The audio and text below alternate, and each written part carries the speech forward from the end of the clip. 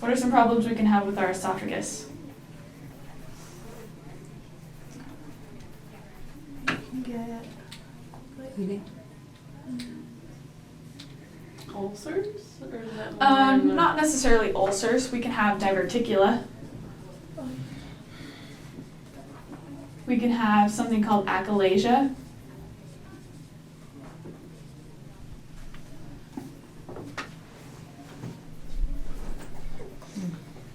So what are diverticula?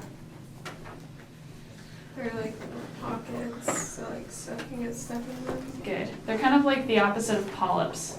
They grow outward and food kind of gets stuck in there. And that can occur in your intestines too, right? Yes. Because of diverticulitis. It's a lot more common in the intestines, but it can happen in the esophagus also. So with these patients, we're going to see signs and symptoms like bad breath. They might have like difficulty swallowing because they're going to have inflammation with that. Some medical management, we might go in and remove the diverticula. If we remove something, we're always worried about a hole, just like letting food go out of the esophagus into the other space, into the other tissue. So we want to assess for signs and symptoms of like infection, looking to see if like water is pooling, around that area, if they're having difficulty breathing. We also want to assess for signs and symptoms of hemorrhage, because we just cut them and we're always worried about hemorrhage. So what are the main 3 signs and symptoms of hemorrhage? Coughing up blood. Like in the esophagus? Or Just overall. overall? Mhm. Blood in the stool. Blood in the stool, bruises. Good low blood pressure, blood in the stool, Under color. high heart rate, pallor. So if we're going to have blood in the stool, is it going to be bright red blood?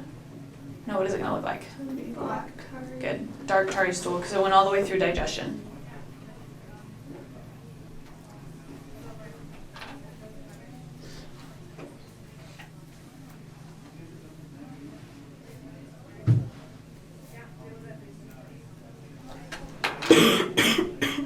Okay, so let's jump to achalasia. This is a problem with like the muscles in the esophagus or the LES sphincter, which is that top sphincter in the stomach. You've got this LES, the lower esophageal sphincter, and the pyloric sphincter.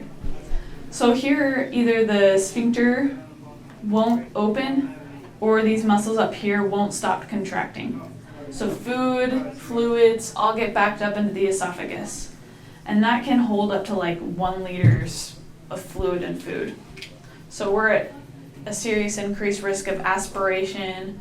And like these people feel like they explain it like a sticking in the throat when they eat. Like feels like my food is just sticking in my throat, it won't go down, which it is, so.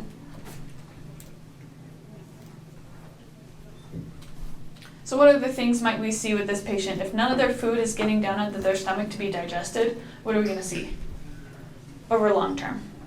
Like hypoactive bowels. Mhm. Good. What about general Weakness. good weakness? Oh, so they're not gonna be getting the nutrients from the food. Good. So they're gonna have weight loss. They're not gonna be getting any fluids down either, so they're gonna have poor skin turgor. They're gonna be dehydrated.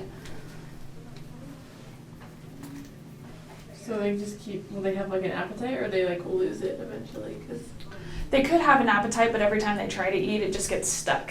So. Can they like feel that when it's stuck? Mhm. Okay. So. They Plus, can't- some of it might be coming back up, and they might be aspirating it, so they're like choking. So then they just don't eat because they don't want that to happen. Yep.